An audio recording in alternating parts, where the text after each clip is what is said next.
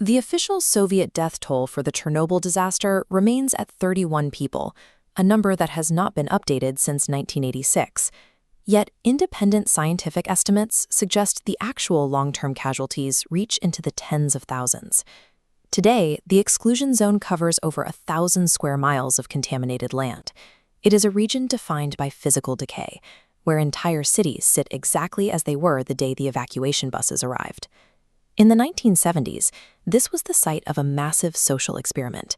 The city of Pripyat was built to house the plant's young workforce, serving as a living advertisement for the Soviet Peaceful Atom program. To power the Soviet Union's vast territory, the state required a massive energy surplus. This demand drove a rapid expansion of the nuclear program, focusing on a reactor design that could be built quickly and at a lower cost than its international counterparts. This was the RBMK.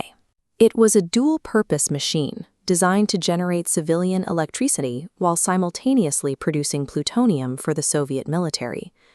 Most reactors use water to absorb neutrons, acting as a brake. The RBMK added graphite blocks, creating a positive void coefficient. If the water boiled to steam, the brake was lost, but the graphite remained, causing a violent acceleration of the chain reaction. By selecting graphite to save on construction costs and plutonium production, the state deployed a reactor that was structurally unstable. It was an engineering compromise that left the machine vulnerable to a runaway meltdown if the water levels ever dropped. On April 25th, Reactor 4 was slated for a routine safety test. However, the Kiev power grid controllers delayed the test for 9 hours, forcing the reactor to idle at half power for an extended period. This chart tracks the reactor's power during that delay. At low power, a byproduct called Xenon 135 accumulates in the core. It acts as a neutron sponge, choking the reaction and causing the power output to plummet far below the levels required for the test. The night shift, who were not briefed on the delay, attempted to restore power by removing nearly all 211 control rods.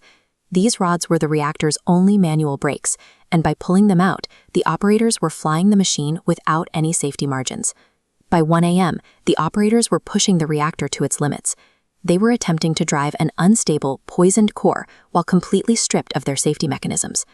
At 1:23 a.m., the operators attempted to shut down the reactor by hitting the emergency scram button, but the control rods had graphite tips.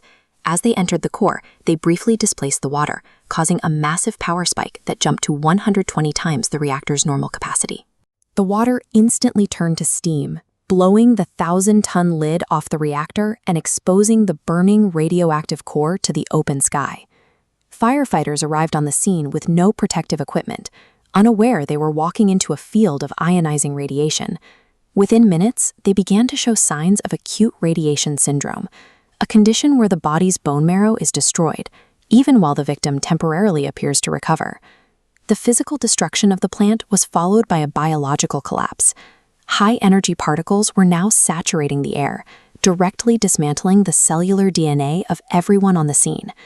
Plant leadership initially reported the radiation at 3.6 roentgens per hour, simply because that was the maximum reading their standard dosimeters could provide. In reality, the levels near the core were estimated to be nearly 30,000 roentgens per hour. To prevent a second thermal explosion, 3 workers volunteered to swim through contaminated water in the basement to drain the suppression tanks. Their success prevented the melting fuel from reaching the water and causing an even larger radioactive release. On the roof, the radiation was so intense it destroyed the circuitry of remote-controlled robots. The state turned to biorobots, liquidators who were forced to run 40-second sprints across the roof, manually shoveling pieces of radioactive graphite back into the reactor. Because the state's technology and safety protocols had failed, they were forced to use human lives as the final line of containment. Eventually, 600,000 liquidators would be involved in the cleanup. In the neighboring Republic of Belarus, 1 in 5 people still live on contaminated land. While the official Soviet record remains unchanged, the human cost is written across the health records of an entire generation. Reactor 4 is now encased in a massive steel sarcophagus, a permanent engineering solution designed to last a century. It stands over a city that will remain uninhabitable for thousands of years. Chernobyl remains a monument to what happens when engineering is constrained by state secrecy. The exclusion zone is the physical price of that silence. Share your thoughts on the legacy of the disaster in the comments below.